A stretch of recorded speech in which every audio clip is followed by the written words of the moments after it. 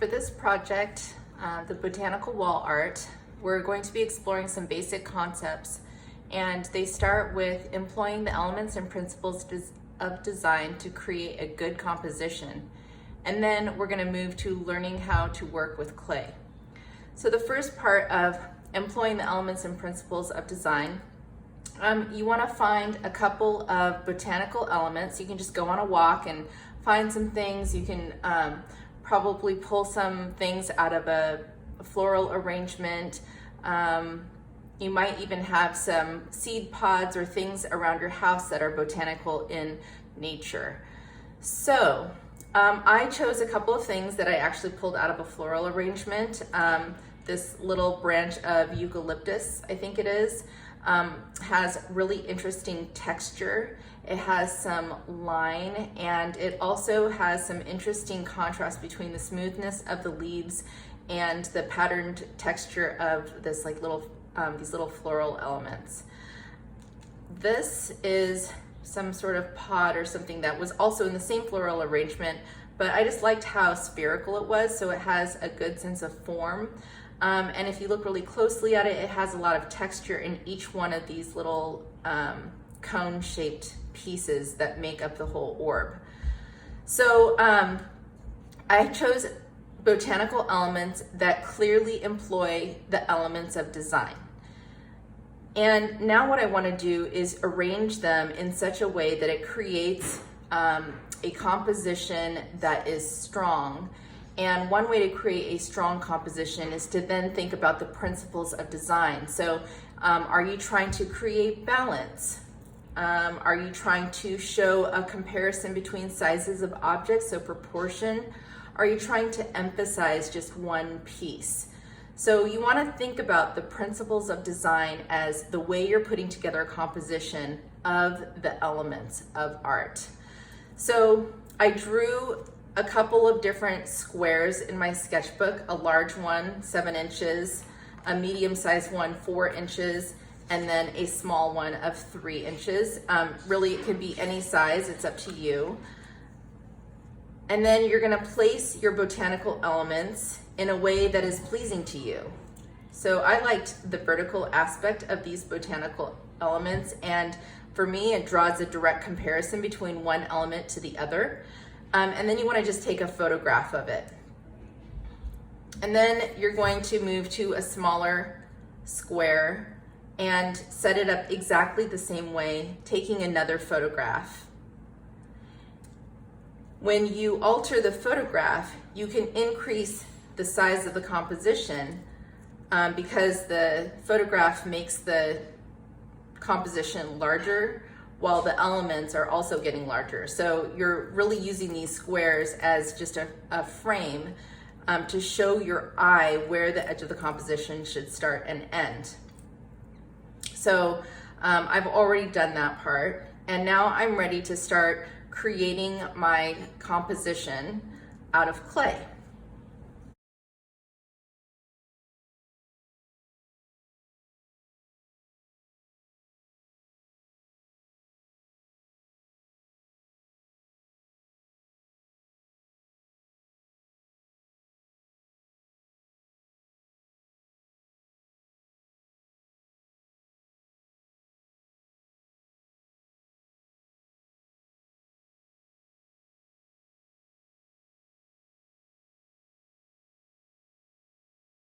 So the first thing that you want to do is you want to make sure that you have all of the things you need assembled, and you're going to roll a slab. And to roll a slab, there's going to be a couple of different ways to do that, and since you're working at home, I'll show 3 different ways you can make a slab. So you're going to get your bag of clay. You're going to open it up.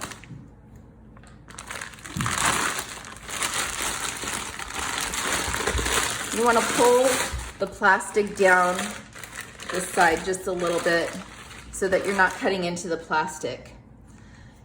You guys all made a cutoff tool out of some corks and dental floss, and you want to just put it down about 2 inches from the top of your block all the way around, and use your fingers as a guide. So you're just going to pull the dental floss through the block trying to cut an even layer of clay off of your block.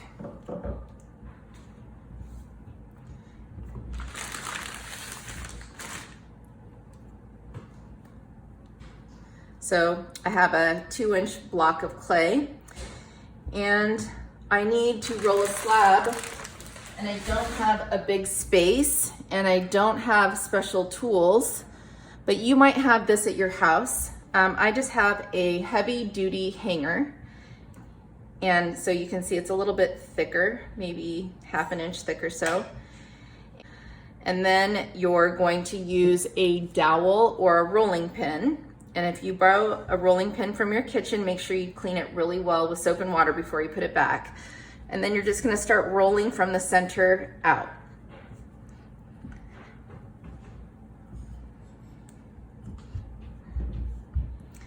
And what the hangers are going to do, it's going to prevent you from making the slab too thin.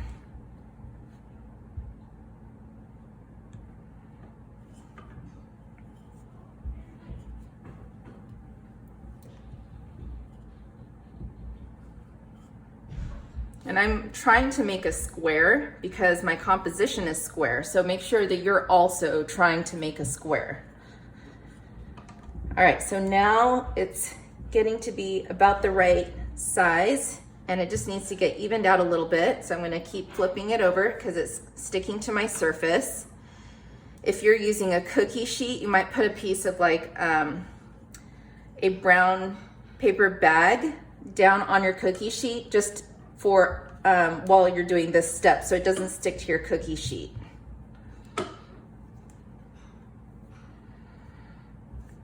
If you don't have hangers and a wooden dowel at home that you can use, you can do this another way. You can also throw out a slab. So I'm just gonna flatten this just a little bit with the heel of my hand. So as I throw it down, I'm actually throwing it down, and it's not hitting all at once. It's kind of hitting at one angle and then pulling out. So it's allowing the clay to stretch as I throw it. If you start to get little cracks, you can just smooth them with your fingers.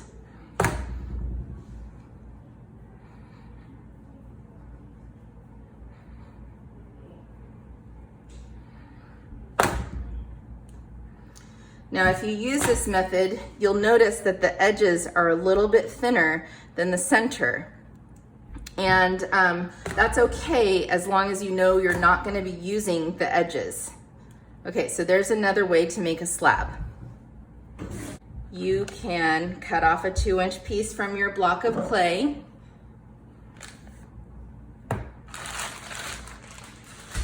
And you can hit it down with the heel of your hand until it gets thinner.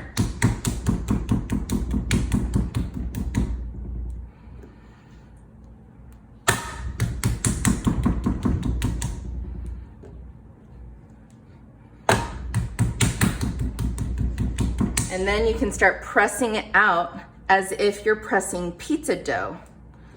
And as you do this, it will leave textures. So you can see that my fingerprints are leaving marks in the clay.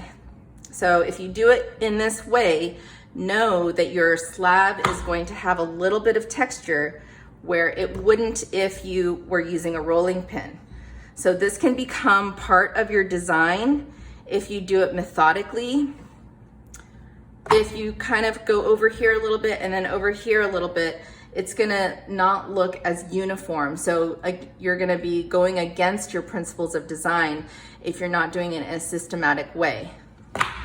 So, pizza dough method, throwing out a slab method, or rolling it with a wooden dowel or rolling pins. Those are your 3 choices for making a slab for this project.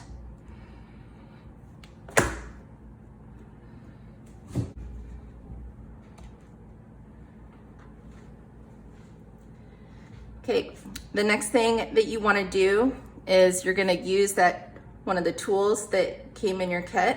This is a rubber rib, and you're going to smooth out your slab as best as you can.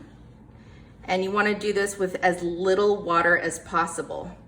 So what this is doing is compressing your clay and making it stronger. Because when we roll out a slab, we're kind of stretching it out, and that weakens the clay. So we're just trying to compress it to give it its strength back after we ask it to stretch out like we just did.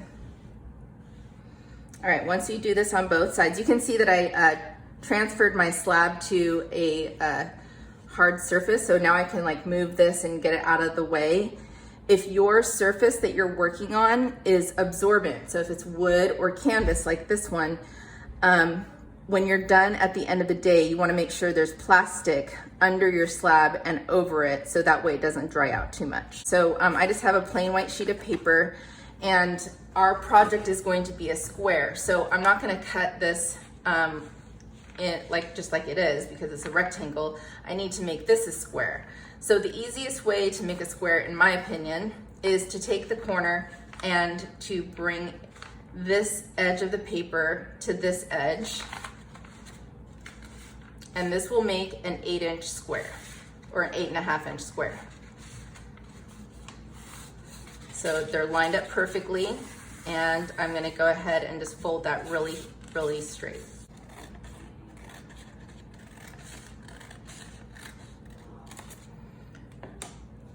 Okay, so if you don't want an 8.5-inch square and you want something a little bit smaller, you can simply fold one corner in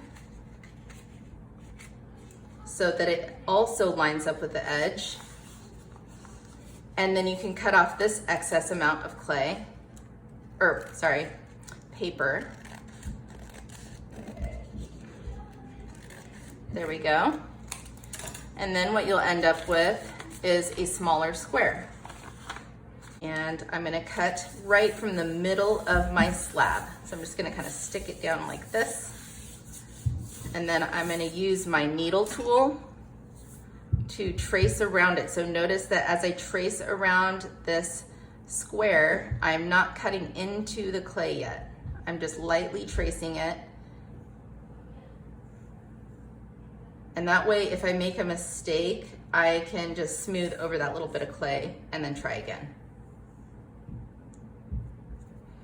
And I'm also pulling the tool rather than pushing the tool, and I'm not using the point of the tool. So I'm kind of just dragging the smooth side of the needle tool across the clay. Okay, now I have straight lines, and I'm just gonna use a regular ruler to make sure that I cut those lines really straight. And now, again, I'm pulling the needle tool through the clay rather than poking it. So not really using the point, I'm using more of the side of the needle tool.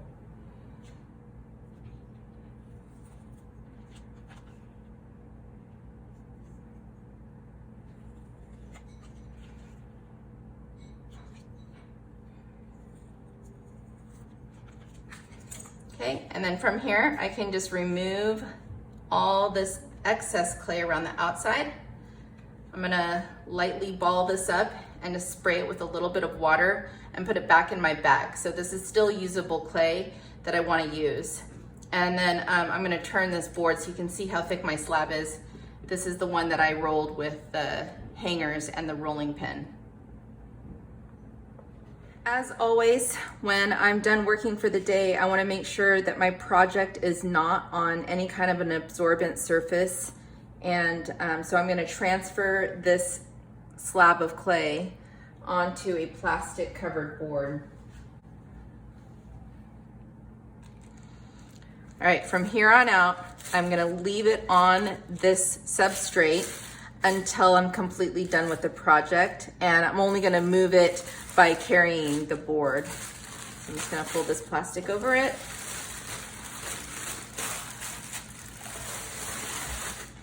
And now I'm ready to put it away until next time.